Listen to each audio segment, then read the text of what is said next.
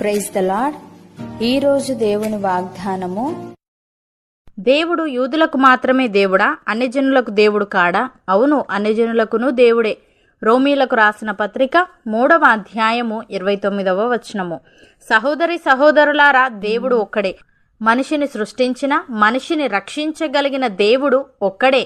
ఆయన అందరినీ సమానంగా ప్రేమించువాడై ఉన్నాడు.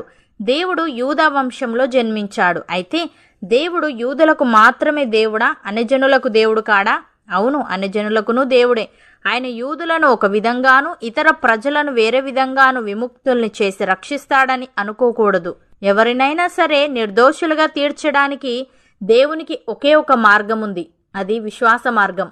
భక్తుడు ఈ విధంగా అంటున్నాడు, ఆత్మను గూర్చిన వాగ్దానము విశ్వాసము వలన మనకు లభించినట్లు అబ్రహాము పొందిన ఆశీర్వచనము క్రీస్తు యేసు ద్వారా అన్యజనులకు కలుగుటకై క్రీస్తు మన కోసము శాపమై మనలను ధర్మశాస్త్రం యొక్క శాపము నుండి విమోచించెను. ఇందును గూర్చి మ్రాను మీద వ్రేలాడిన ప్రతి వాడును శాపగ్రస్తుడు అని వ్రాయబడి ఉన్నది అని. ప్రియులారా, క్రీస్తులోనికి బాప్తిస్మము పొందిన మనమందరము క్రీస్తును ధరించుకొని ఉన్నాము. ఇందులో యూదుడని గ్రీసు దేశస్థుడని లేదు, దాసుడని స్వతంత్రుడని లేదు, పురుషుడని స్త్రీ అని లేదు. యేసుక్రీస్తునందు మనమందరము ఏకముగా ఉన్నాము. మనము క్రీస్తు సంబంధులమైతే ఆ పక్షమందు అబ్రహాము యొక్క సంతానమై ఉండి వాగ్దాన ప్రకారము వారసులమై ఉన్నాము. యేసయ్య ఈ విధంగా అంటున్నాడు, పరలోకమందును భూమి మీదను నాకు సర్వాధికారము ఇయ్యబడి ఉన్నది. కాబట్టి మీరు వెళ్ళి సమస్త జనులను శిష్యులనుగా చేయుడి. తండ్రి యొక్కయు కుమారుని యొక్కయు పరిశుద్ధాత్మ యొక్కయు నామములోనికి వారికి బాప్తిస్మం ఇచ్చిచ్చు, నేను మీకు ఏ ఏ సంగతులను ఆజ్ఞాపించితినో వాటినన్నిటినీ గైకొనవలనని వారికి బోధించుడి. ఇదిగో, నేను యుగ సమాప్తి వరకు సదాకాలము మీతో కూడా ఉన్నాను అని. ప్రియులారా, యేసు ప్రభువని మీ నోటితో ఒప్పుకొని దేవుడు మృతులలో నుండి ఆయనను లేపెనని మీ హృదయమందు విశ్వసించిన ఎడల మీరు రక్షింపబడుదురు. ఏలయనగా నీతి కలుగునట్లు మనుష్యుడు హృదయంలో విశ్వసించును, రక్షణ కలుగునట్లు నోటితో ఒప్పుకొనును. ఏమనగా ఆయన యందు విశ్వాసముంచు వాడెవడునూ సిగ్గుపడడని లేఖనము చెప్పుచున్నది. యూదుడని గ్రీసు దేశస్థుడని భేదము లేదు, ఒక్క ప్రభువే అందరికి ప్రభువై ఉండి తనకు ప్రార్థన చేయు వారందరి ఎడల కృపచూపుటకు ఐశ్వర్యవంతుడై ఉన్నాడు. ఎందుకనగా ప్రభు నామమును బట్టి ప్రార్థన చేయువాడెవడో వాడు రక్షింపబడును. అపోస్తలుడైన పౌలు ఎఫెసీయులకు వ్రాస్తూ ఈ విధంగా అంటున్నాడు, క్రీస్తు మర్మము దేవదర్శనము వలన నాకు తెలియపరచబడినదను సంగతిని గూర్చి మునుపు సంక్షేపముగా వ్రాసితిని. మీరు దానిని చదివిన ఎడల దానిని బట్టి ఆ క్రీస్తు మర్మమును గూర్చి నాకు కలిగిన జ్ఞానము గ్రహించుకొనగలరు. ఈ మర్మం ఇప్పుడు ఆత్మమూలముగా దేవుని పరిశుద్ధులకు అపోస్తులకును ప్రవక్తలకును బయలుపరచబడి ఉన్నట్టుగా పూర్వకాలములందు మనుష్యులకు తెలియపరచబడలేదు. ఈ మర్మమేదనగా అన్యజనులు సువార్త వలన క్రీస్తు యేసునందు యూదులతో పాటు సమాన వారసులను, ఒక శరీరమందలి సాటి అవయవములను వాగ్దానములో పాలివారులునై ఉన్నారనున్నదియే. దేవుడు కార్యకారియగు తన శక్తిని బట్టి నాకు అనుగ్రహించిన కృపావరము చొప్పున నేను ఆ సువార్తకు పరిచారకుడనైతిని.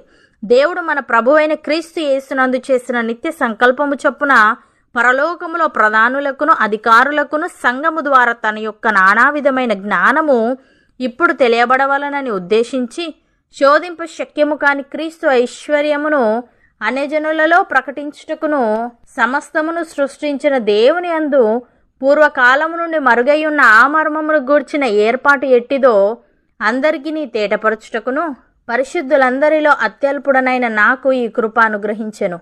ఆయన యందలి విశ్వాసము చేత ధైర్యమును నిర్భయమైన ప్రవేశమును ఆయనను బట్టి మనకు కలిగి ఉన్నవి అని.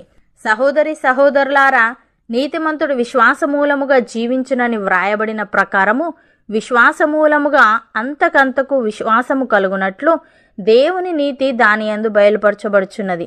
దుర్నీతి చేత సత్యమును అడ్డగించు మనుష్యుల యొక్క సమస్త భక్తిహీనత మీదను దుర్నీతి మీదను దేవుని కోపము పరలోకము నుండి బయలుపరచబడుచున్నది. ఎందుకనగా దేవుణ్ణి గూర్చి తెలియశక్యమైనదేదో అది వారి మధ్య విషదమై ఉన్నది. దేవుడు అది వారికి విషదపరచెను. ఆయన అదృశ్య లక్షణములు అనగా ఆయన నిత్యశక్తియు దేవత్వమును జగదుత్పత్తి మొదలుకొని సృష్టింపబడిన వస్తువులను ఆలోచించుట వలన తేటపడుచున్నవి గనుక వారు నిరుత్తరులై ఉన్నారు. మరియు వారు దేవుణ్ణి ఎరిగి ఆయనను దేవునిగా మహిమపరచలేదు, కృతజ్ఞతాస్తుతులు చెల్లింపనూ లేదు. గాని తమ వాదములు యందు వ్యర్థులైరి. అవును అన్నవారు నాతో పాటు ప్రార్థనలో ఏకీభవించండి. పరిశుద్ధుడా, ప్రేమగల తండ్రి, నీవు యూదా వంశంలో జన్మించావు, అన్యజనులైన మమ్ములను రక్షించావు.